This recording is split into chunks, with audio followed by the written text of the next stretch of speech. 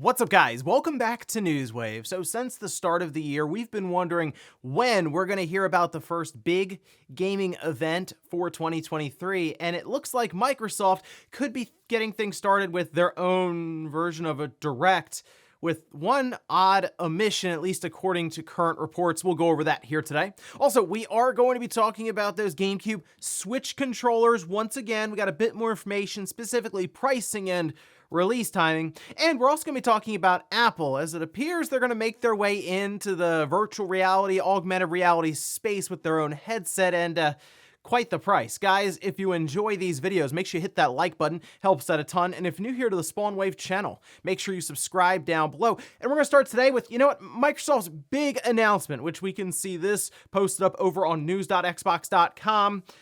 Yeah, they're doing an Oreo collaboration. It just says unlock playfulness, and we can see a bunch of Oreos there with designs from Xbox, the Xbox logo, A, B, there's X over there, Y, sure. It says taste sweet victory with special edition Xbox Oreo cookies and delicious prizes. It looks like this is going to be specific to Europe at this time, but apparently when you buy these Oreos, you'll have special codes that you can input into games like Sea of Thieves or Forza or Halo Infinite even, and you get Oreo-themed skins in those games. And I mean, for example, you can see in Halo Infinite, we have an Oreo-themed armor.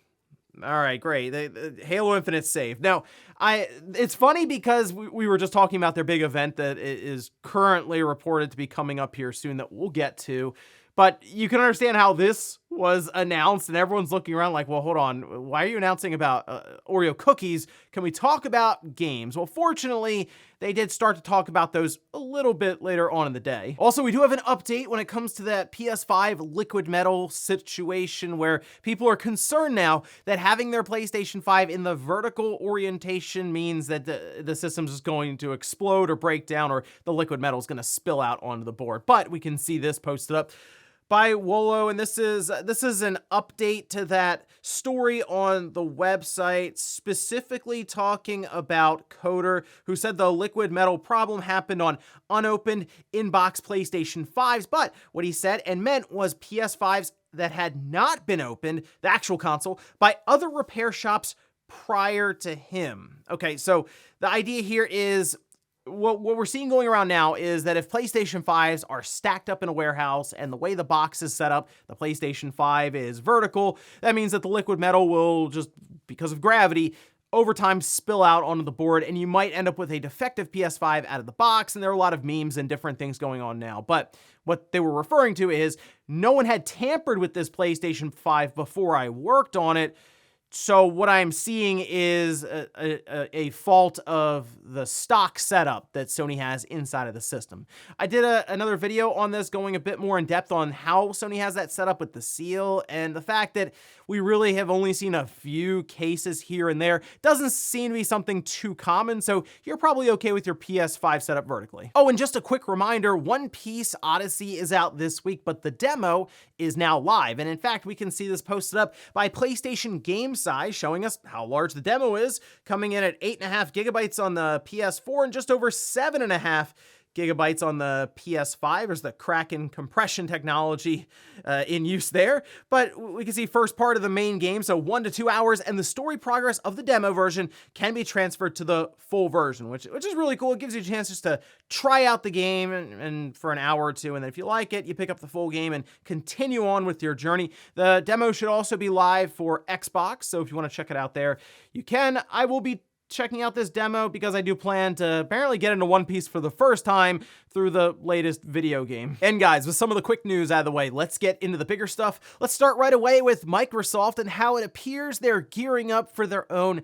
Xbox Direct-like presentation. We can see this posted up by Aaron Greenberg, and this was put out there on Twitter after the Oreo announcement happened, and people were just like, this is what you guys are talking about, not, the big games coming up for 2023 after you guys were absent at the Video Game Awards. But we can see, once again, from Aaron saying, this should be a fun week, excited for the days to progress and Following that up, a report hit the internet over on Windows Central saying Xbox will host a new Developer Direct Games show with Arcane, Bethesda, and more.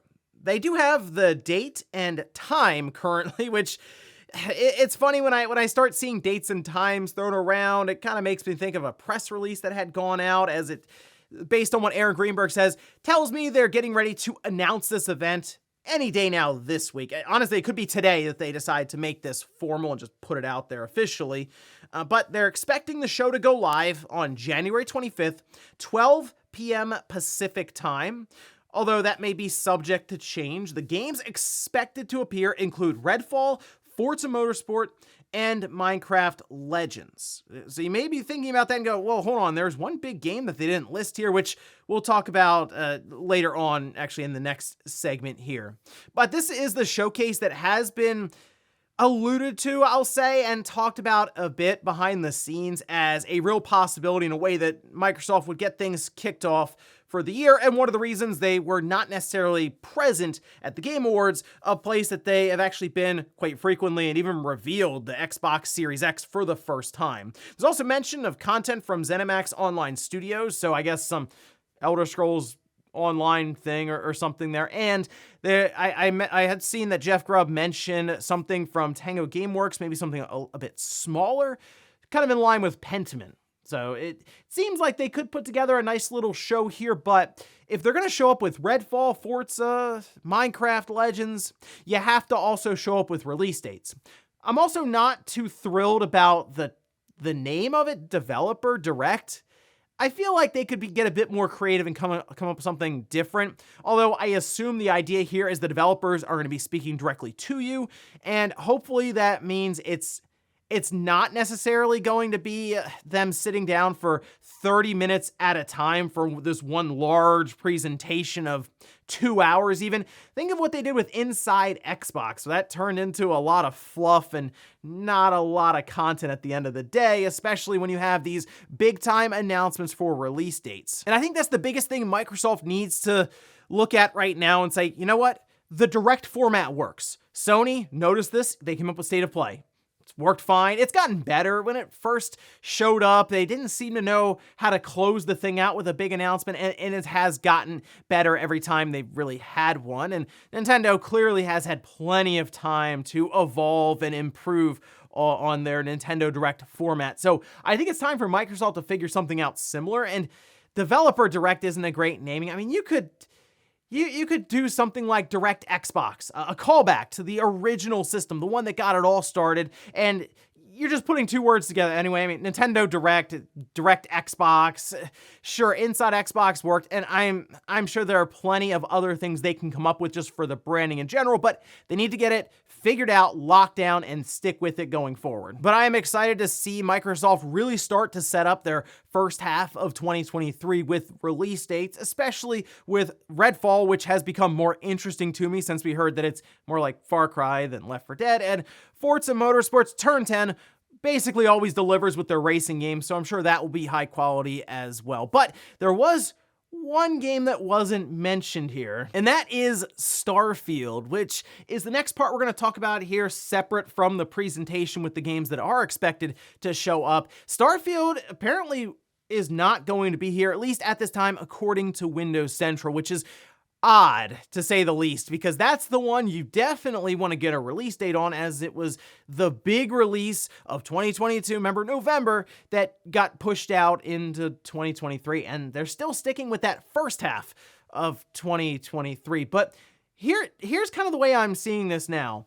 What we're looking forward to right now at the end of January, apparently January 25th, isn't going to be something on the level of a massive E3. It's going to be something similar to maybe a State of Play from Sony or like a mini Direct from Nintendo. Starfield is to the position now where it can just have its own event. I think there's enough content and different things to go over, especially after hearing Todd Howard on Lex Friedman's podcast. He went on and on and on about all these different features and ideas that they have in the game that would have been great to have a visual cue with that as well to explain the different things. So I think they could easily fill out 20 to 30 minutes with Starfield content and then hit everyone with the release date, maybe sometime in June, to close things out. And that's sort of how I expect Microsoft to handle Starfield. It is on that level. It's their big release of the year, now of 2023. So really you should push it as such, not have it be the anchor for a smaller showcase, make it the legitimate showcase. So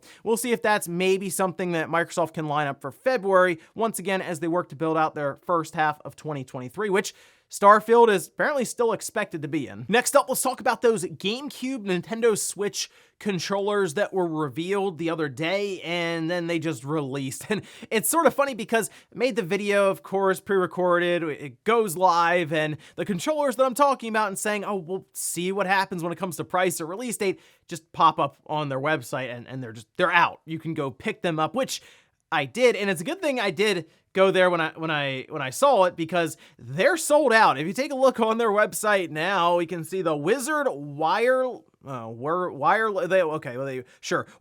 joypad for Switch and Switch OLED, $69.99. They had the one color, which was purple, makes sense, this is GameCube themed, and it's sold out.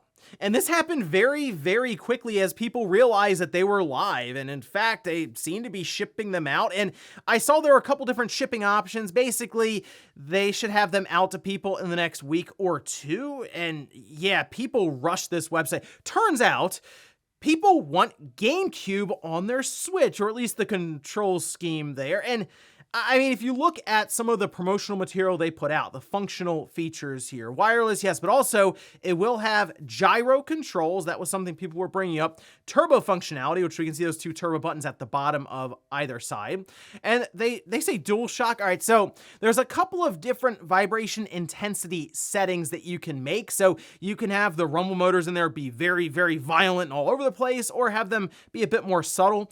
On the back, they do have a macro button that you can change to whatever button you'd like, and we talked about the lights on A, B, X, and Y that will illuminate if it's dark. And I'm really happy that someone out there decided to attempt this, because it's almost like they saw Shank's mod where he took the GameCube controller and kind of cut it in half and made Joy-Cons out of it. It was a really cool idea, and maybe they saw it and said, hey, let's attempt to recreate that ourselves, and it took this long to finally get it to market. But they did bring Hall effect sensors for the joysticks that should make it so that it won't drift at all, really. And that's something that we've been dealing with for Joy-Cons since they came out, pretty much. So it seems like this controller is hitting across the board, and I'm excited to get a pair of these in. It should be in a couple of weeks, and you can bet we're going to do an entire video on these. We'll tear them apart. We'll check out the build quality, the functionality, and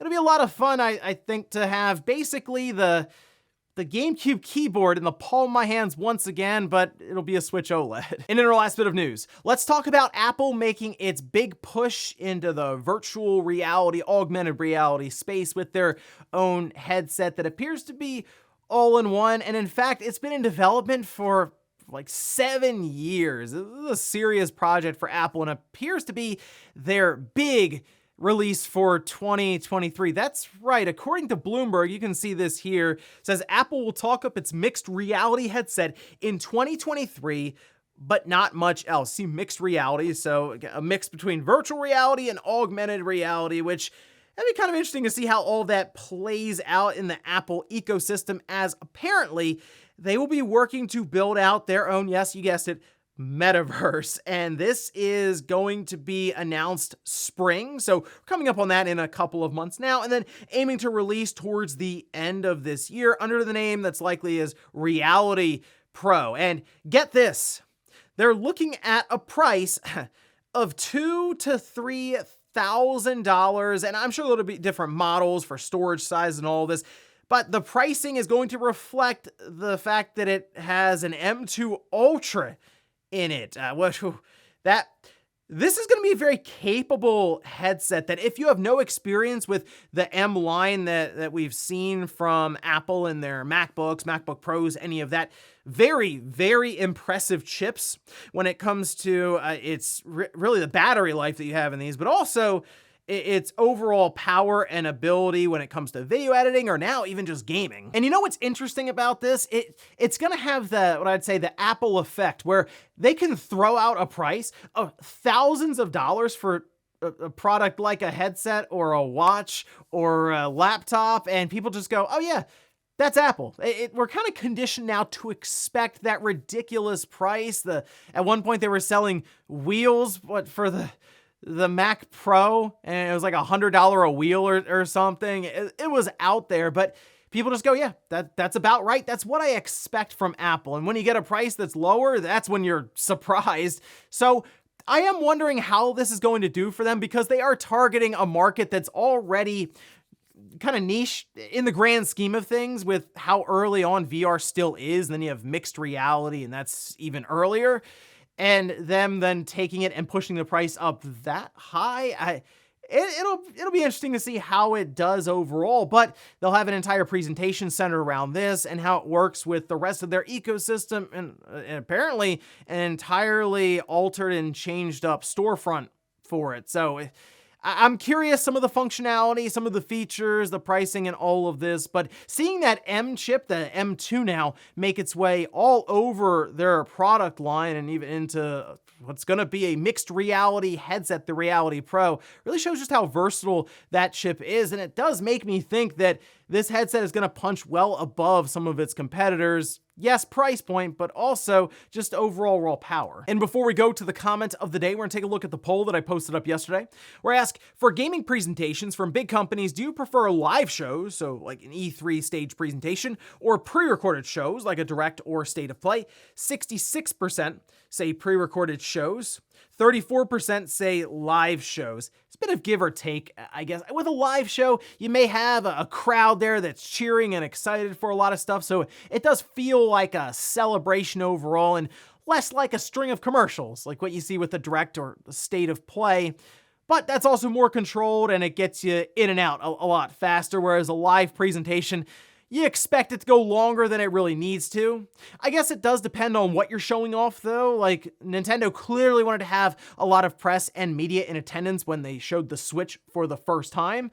But when they do a direct and it's a bunch of game reveals, sure, it makes sense that they want to pre-record it, cut it up as they would like to, and just put it out there in a very controlled sense. I like a mix of both, I think, but I have found myself kind of missing those big grand E3 stage reveals, because there's so much stuff that goes wrong with them, and there's a lot of meme potential there. We've had it throughout the years, but it just feels like a more of a celebration and a bit more exciting overall when you have that crowd really excited about a big game reveal. And we'll finish up with the comment of the day, as you're seeing here. This is from Tim saying, I believe putting Redfall's release in May or either adjacent month is potentially setting it up to not necessarily fail, but putting it up against Zelda Tears of the Kingdom is a mistake, kind of similar to Horizon Zero Dawn launched a month before Breath of the Wild. I know I passed on Horizon to wait for Zelda. Horizon Zero Dawn actually launched about 8 days, I think, before Breath of the Wild, and they're more similar, I would say, than Redfall is to Tears of the Kingdom. Redfall is a first-person shooter, vampire, looter, shooter style game, right? They're talking about Far Cry mixed with Diablo. You look at Horizon, third-person action-adventure game. You're climbing sides of mountains and exploring an open world.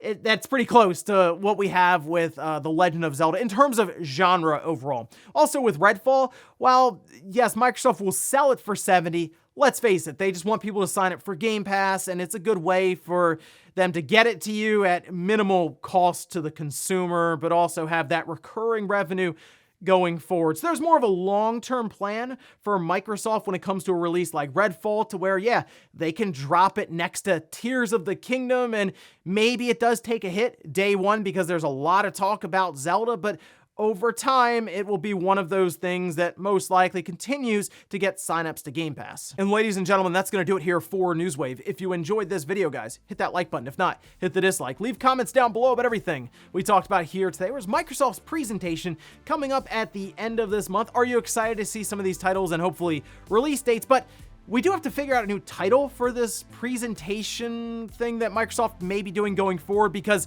Developer Direct just isn't really cutting it. And also, what about those new GameCube Switch controllers? Are you interested? And if so, were you able to get an order in? Thanks guys for watching, and I'll see you next time.